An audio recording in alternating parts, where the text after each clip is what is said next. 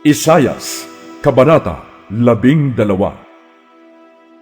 Sa araw na iyon ay aawitin ng mga tao ang ganito: Yahweh, Ikaw ay aking pasasalamatan, sapagkat kung nagalit ka man sa akin noon, nawala na ang galit mo ngayon, at ako'y iyong inaliw.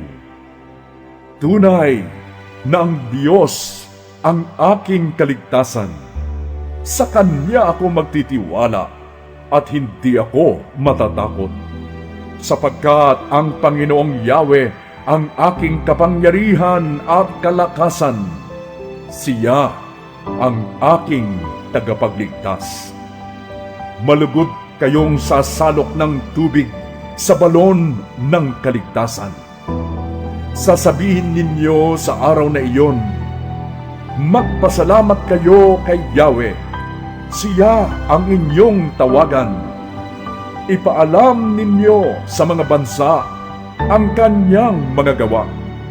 Ipahayag ninyo ang kadakilaan ng Kanyang pangalan. Umawit kayo ng papuri kay Yahweh, sapagkat kahanga-hanga ang Kanyang mga ginawa. Ibalita ninyo ito sa buong daigdig.